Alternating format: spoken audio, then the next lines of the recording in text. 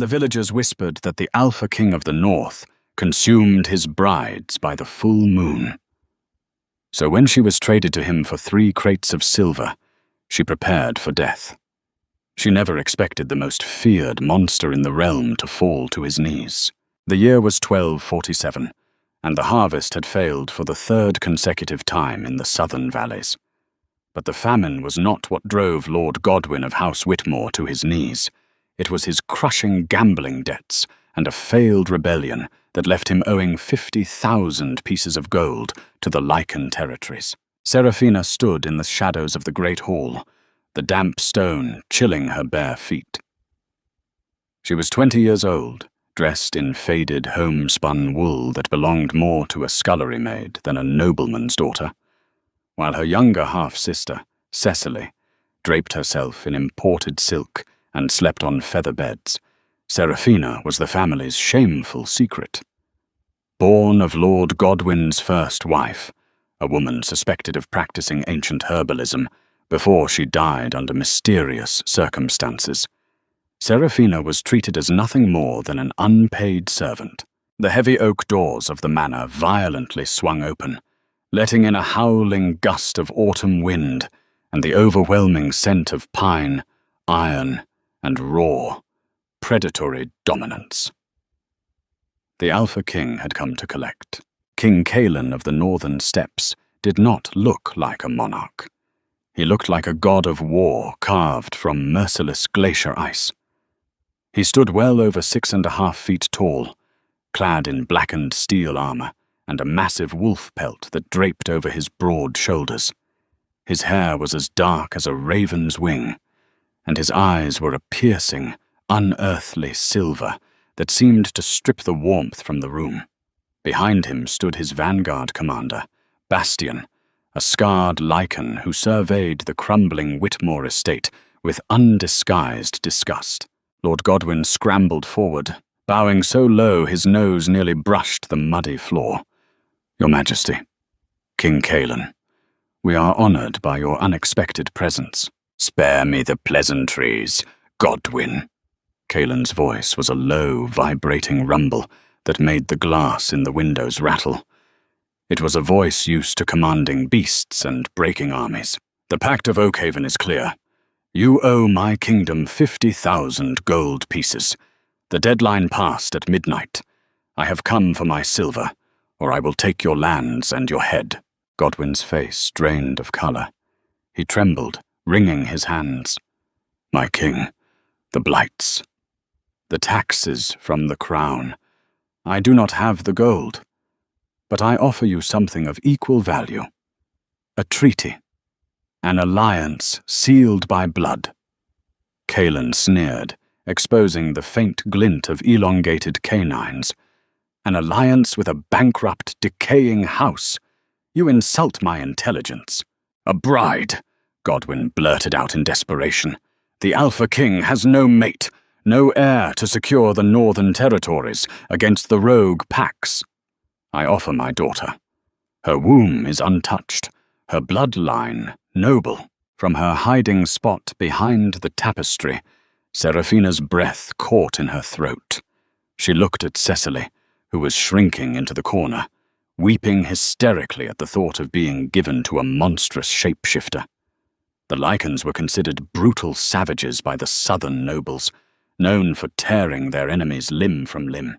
Cailan's silver eyes drifted toward the weeping Cecily. His expression hardened into pure revulsion. "I have no use for a fragile, weeping doll who will freeze to death in my fortress within a week." Godwin swallowed hard, his eyes darting frantically before they locked onto the tapestry. A cruel, calculated light flickered in his eyes. He marched over, grabbed the fabric, and tore it away, exposing Seraphina to the harsh light of the hall. He seized her by the arm, dragging her roughly to the center of the room and throwing her onto the stone floor at the Alpha King's feet. "Not that one, my king. This one," Godwin said, panting slightly. "Seraphina. She is strong, accustomed to hard labor. She survives on scraps and does not complain. Take her as your bargain bride. Cancel my debt." Seraphina slowly pushed herself up from the cold stone, her heart hammering against her ribs like a trapped bird. She refused to cower. She slowly raised her chin, meeting the terrifying gaze of the Alpha King. Kaelin stared down at her. He took in her bruised wrists, the dirt on her cheek, the threadbare dress, and the fierce, defiant fire burning in her dark amber eyes. He stepped closer, the sheer physical mass of him suffocating the air around her. He reached out, his massive, leather-clad hand grasping her jaw. His grip was entirely unyielding, yet strangely devoid of the frantic cruelty her father possessed. He tilted her head from side to side, inspecting her like one might inspect a horse at auction. "She smells of mud, ash, and fear," Kaelin stated flatly. "She is resilient, Your Majesty.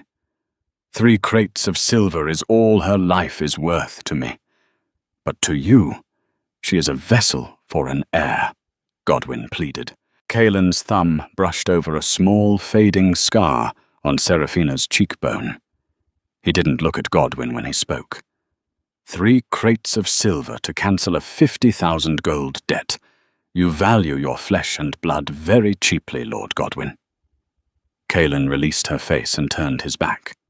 "Draw up the contract. I will take the girl. And Godwyn, if you ever cross into the northern steppes, I will rip your spine from your body." Within the hour, Seraphina's fate was sealed in blood and ink. She was given no time to pack. Not that she had anything of value to take. As she walked out to the heavily armored carriage waiting in the courtyard, her father did not say goodbye. Cecily simply watched from an upstairs window, looking relieved. The journey to the fortress of Skjöll took 5 agonizing days. The temperature plummeted with every league they traveled north. Inside the dark wooden carriage, Seraphina shivered violently, her thin dress offering no protection against the biting frost. Kaelin rode outside on a massive black destrier, refusing to share the carriage with a human. He had not spoken a single word to her since the contract was signed. On the 3rd night, when they made camp in the snow-choked forests, Bastian, the vanguard commander, approached her by the fire.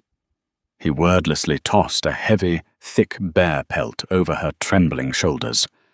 "Do not mistake his silence for cruelty, little bird," Bastian murmured gruffly, noticing her terrified, exhausted expression. "The Alpha King carries a heavier burden than you know. Survive the cold, keep your head down, and you may live to see spring." Seraphina wrapped the pelt tightly around herself, staring into the flames. She was no longer a daughter of House Whitmore. She was property, a breeder bought for a fraction of a debt.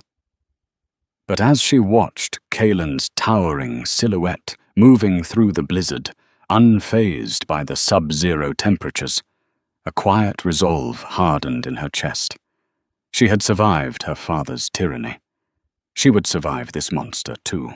The fortress of Skjöll was not a castle. It was a jagged scar of black stone carved directly into the side of a frozen mountain. When the heavy iron portcullis slammed shut behind the carriage, Seraphina felt the finality of her imprisonment echo in her bones. The courtyard was swarming with lycans. Huge, heavily muscled men and women stopped their sparring and blacksmithing to stare at the carriage. Their golden and amber eyes tracked Seraphina with open hostility and predatory curiosity as she stepped out into the knee-deep snow. To them, she was an outsider, a weak, scentless human brought into their sacred den. Kaelin dismounted his warhorse and strode toward the fortress doors, barking orders in the harsh, guttural lycan tongue. He didn't even look back to see if Seraphina was following. Bastian escorted her inside. The interior of the fortress was aggressively Spartan. There were no tapestries, no gilded mirrors, no comforts. The walls were bare stone, and the hearths were unlit, as the lycan's naturally high body temperatures made fire unnecessary for warmth. For Seraphina, it was a freezing tomb. She was led to a massive bedchamber high in the eastern tower. The door clicked shut behind her, leaving her alone in the gloom. Hours passed. The sun dipped below the horizon, plunging the room into near total darkness. Near midnight, the heavy wooden door groaned open. Cailan entered, stripping off his heavy armor plates and leaving them to clatter on the stone floor. The moonlight caught the brutal network of scars crisscrossing his muscular torso. Seraphina backed away until her shoulders hit the cold stone wall, her heart in her throat.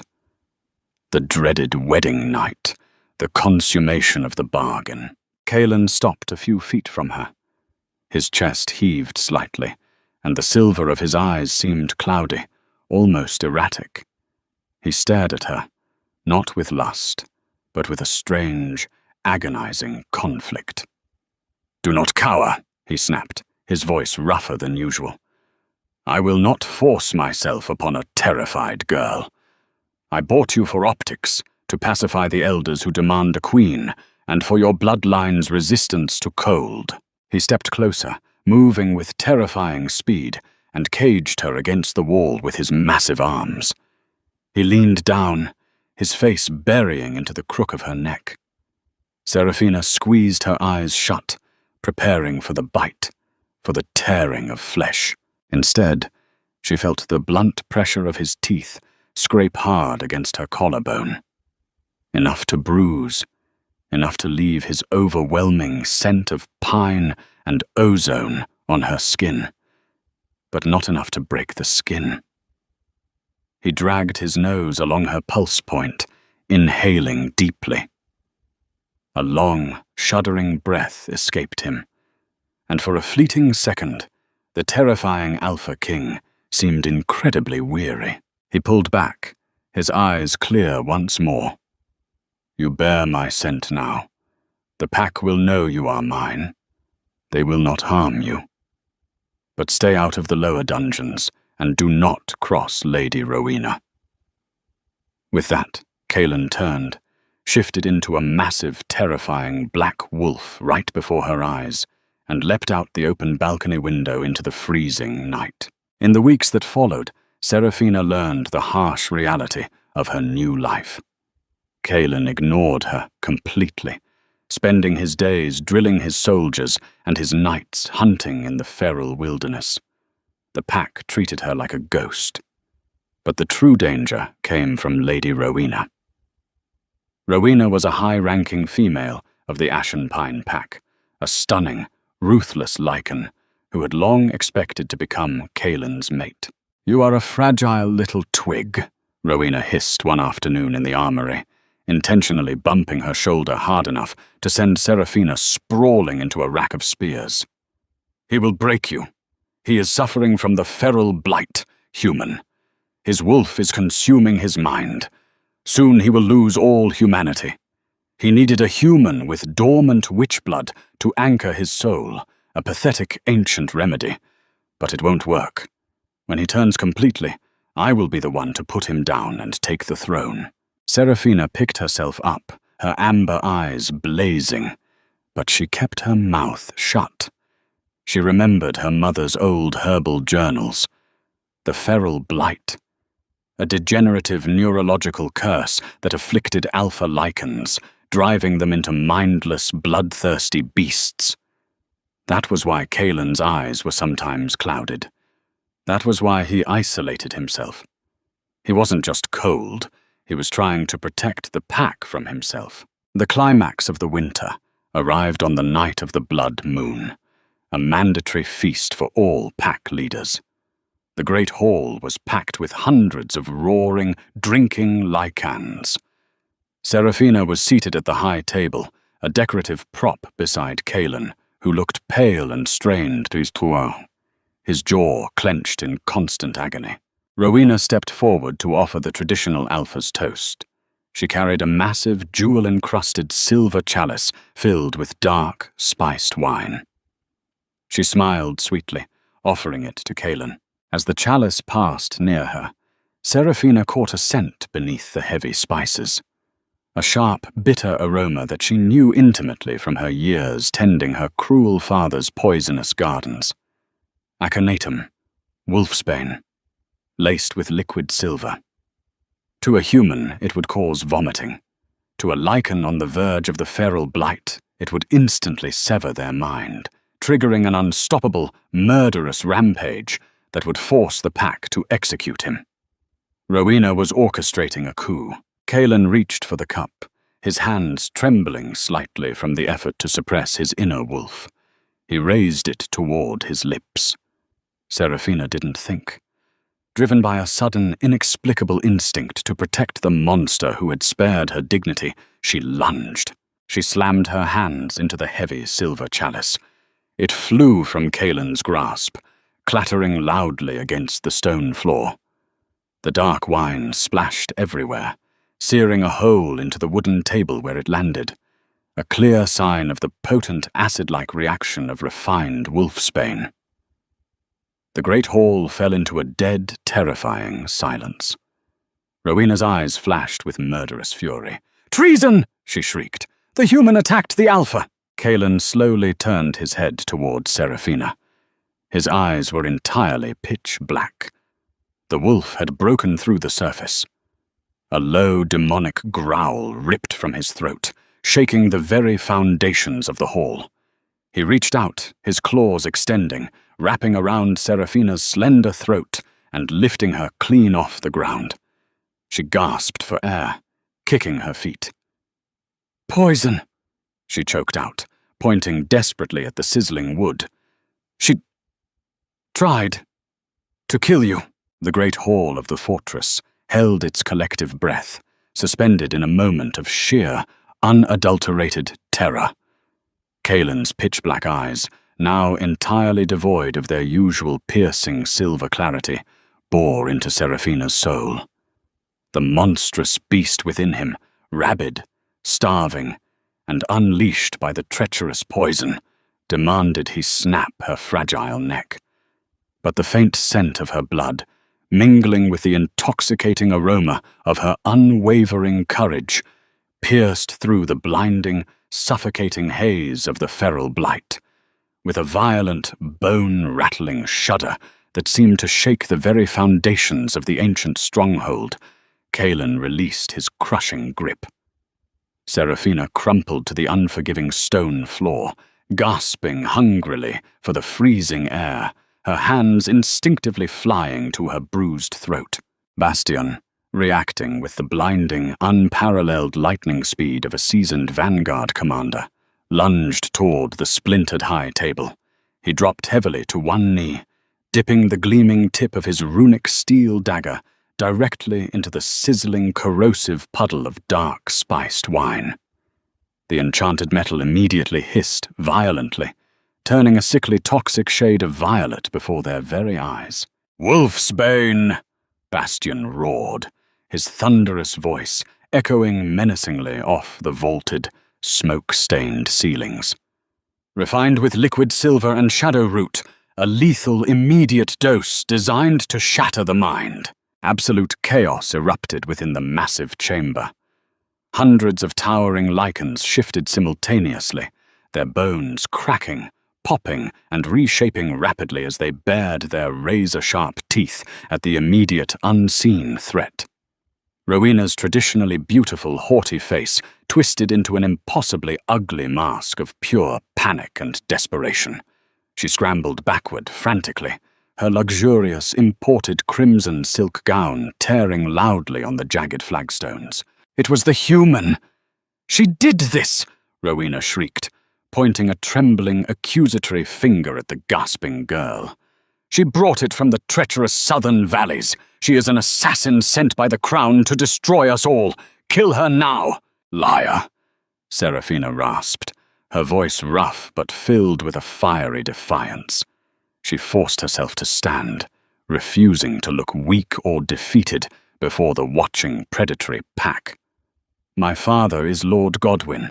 Yes, but my mother was Fiona Kensington. I know the scent of every deadly poison grown in the corrupt soil of this continent. I smelled the bitter aconitum before it even reached his lips. You served the chalice, Lady Rowena. You hold the treason in your hands. Realizing her meticulous, long-planned coup was crumbling into dust, Rowena shifted instantaneously into a sleek, muscular, silver-furred wolf. She prepared to bolt for the heavy, iron-reinforced oak doors, desperately seeking the safety of the freezing night. But Kaelin was incomparably faster.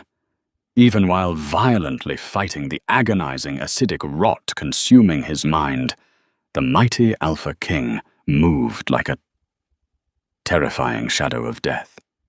He tackled Rowena brutally to the icy ground, his massive, deadly jaws snapping mere inches from her exposed throat.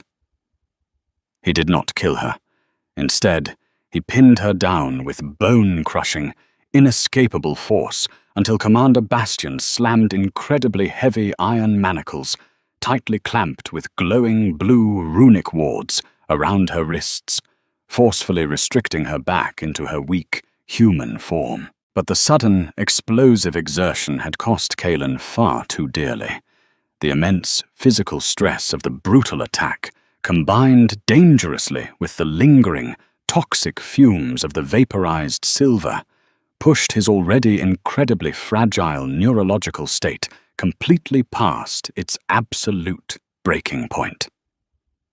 Kaelin collapsed heavily onto the stones, desperately clutching his head as a guttural, terrifying scream of absolute, unendurable agony ripped violently through his broad chest. His thick veins bulged prominently beneath his pale skin, glowing with a sickening, chaotic, pulsating dark purple energy. The dreaded feral blight was rapidly taking full control of his body and soul. "Restrain him immediately," Bastion ordered, hot tears suddenly gleaming in his usually stoic, hardened golden eyes. "If he turns completely feral right now, we will have absolutely no choice but to put him down permanently. Bind him tightly with the heavy anchor chains." 6 massive, heavily scarred veteran warriors hesitated for an agonizing moment, weeping openly as they approached their deeply beloved, suffering king.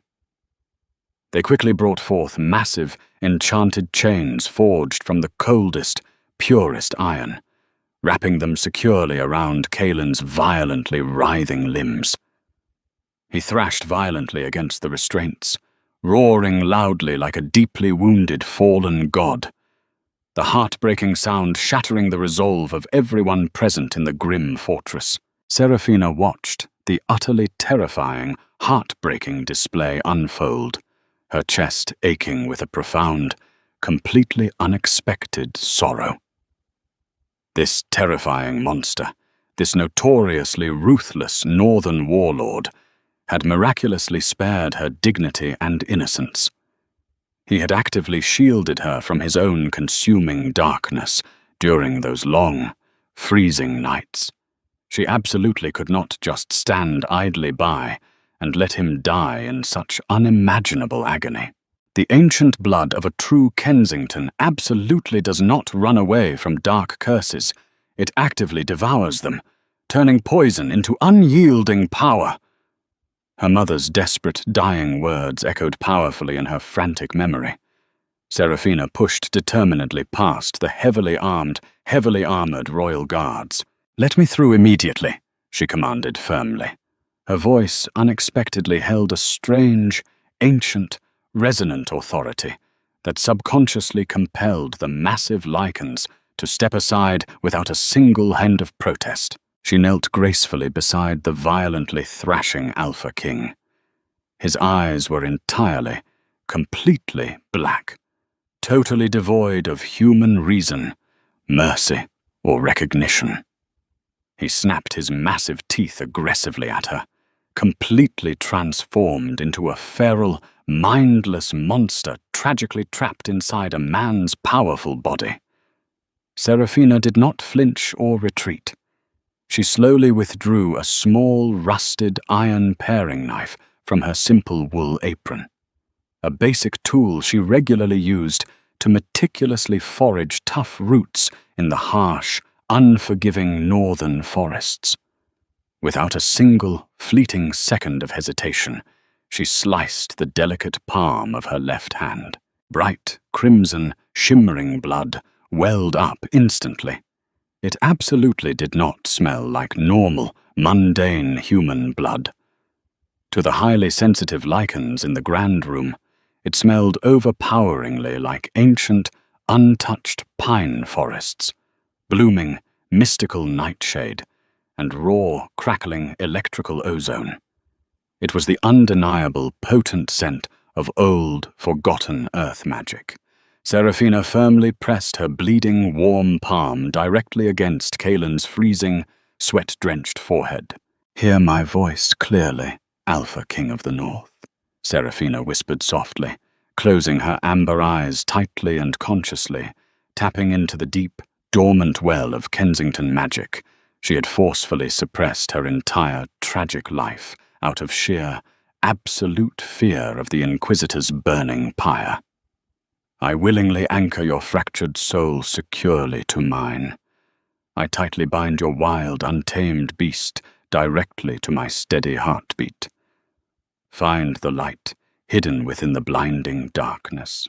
A massive, invisible shockwave of pure, blinding silver energy blasted aggressively outward from their single point of intimate contact. Every single torch mounted in the massive great hall flickered wildly, simultaneously turning a brilliant, burning sapphire blue. Kaelin gasped incredibly loudly, his heavily muscled back arching sharply off the cold stone floor, as the dark, corrupted, poisonous veins on his neck instantly began to recede and vanish.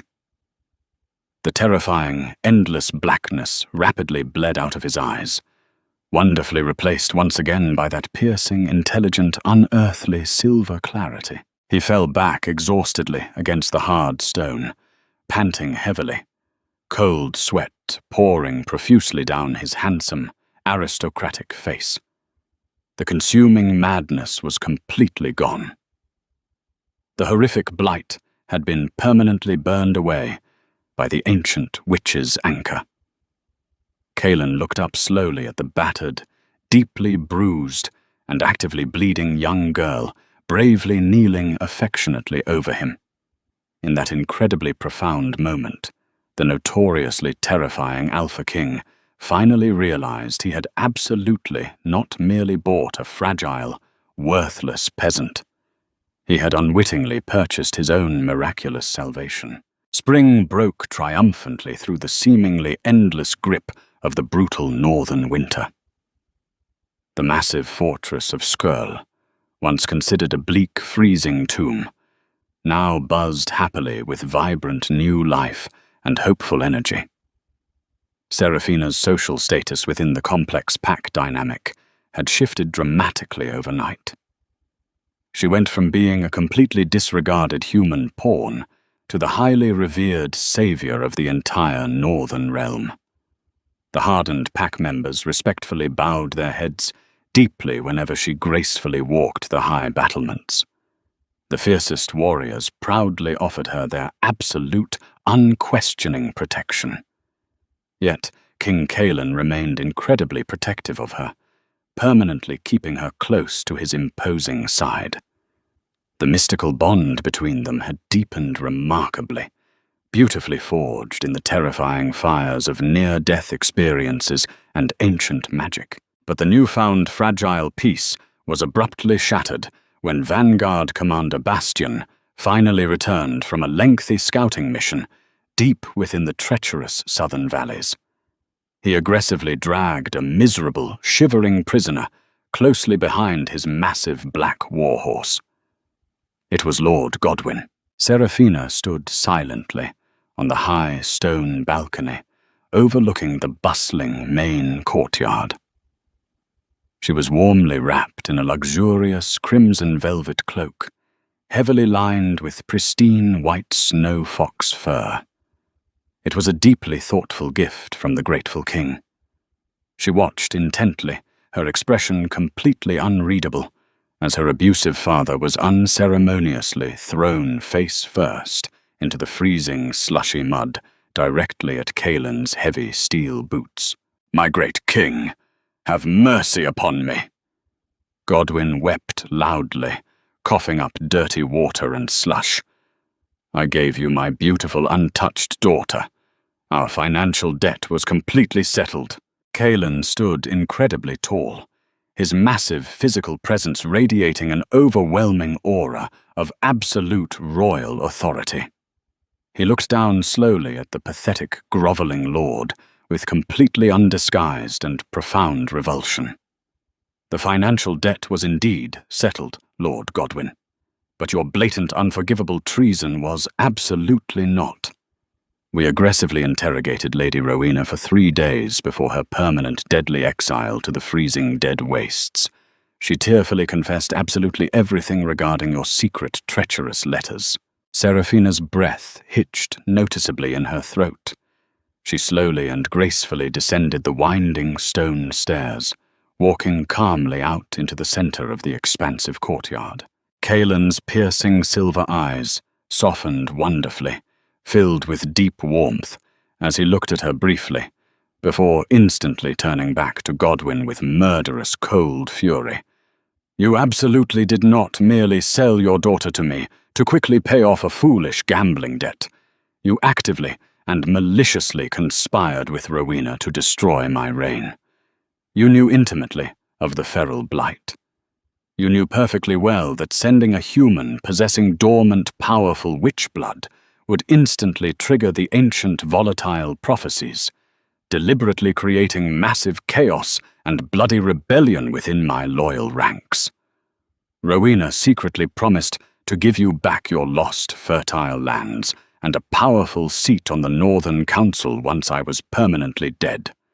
You coldly sent your own flesh and blood into a frozen, miserable hell, genuinely hoping she would unknowingly become the ultimate catalyst for my brutal public execution." Godwyn paled dramatically, trembling completely uncontrollably as he looked desperately at Seraphina for any sign of salvation. "Sarah, my sweet, beloved child, please tell him. Tell this angry king I only wanted the absolute best for you. I spared you from the terrible famine ravaging our home." Seraphina stared silently at the broken man who had cruelly tormented her for 2 decades, who had consistently treated her exactly like a highly contagious, unwanted disease, who had literally sold her precious life for exactly 3 wooden crates of common silver and a deeply twisted political assassination plot. She felt absolutely nothing inside but a profound, incredibly cold pity. "You are absolutely no real father of mine," Seraphina stated, her clear, melodious voice steady, powerful, and ringing beautifully clear across the completely silent courtyard. "You deliberately threw me to the hungry wolves, fully expecting them to quickly and mercilessly tear me apart. But you completely forgot one very important and crucial thing, Lord Godwyn." She stepped confidently forward, standing proudly shoulder to shoulder with the incredibly towering and muscular Alpha. "I successfully learned exactly how to aggressively lead the pack." Kaelin's beautiful and traditionally stern lips curved slowly into a fierce and incredibly proud smile. "Take this pathetic, treacherous worm immediately to the deepest, dark, icy silver mines of Black Ridge," the Alpha King loudly ordered his fiercely loyal guards. "Let him endlessly and tirelessly dig in the pitch black for the shiny silver he loves so incredibly much until his greedy hands permanently freeze to the heavy iron pickaxe." As Lord Godwyn was quickly dragged away screaming hysterically, Kaelin turned his full attention to Seraphina. The massive courtyard, filled with hundreds of highly hardened Lycan warriors, watched in absolute, stunned, breathless silence. Their notoriously fearsome and completely invincible Alpha King did the truly unthinkable and impossible thing. King Cailan dropped slowly and deliberately to one knee, right there in the freezing slush and dirty mud. He gently took her small hand, humbly bowing his dark head in deep, loving devotion before the entire observing realm. I arrogantly bought you, believing I was trading mere silver for a political shield.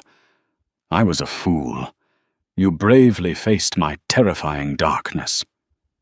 Please, rule this wild, feral kingdom endlessly, by my side, my cherished queen. Did Seraphina and Cailan's breathtaking journey capture your heart? This tale of betrayal, ancient magic, and a ferocious Alpha King falling to his knees proves that true power lies in sacrifice, not cruelty.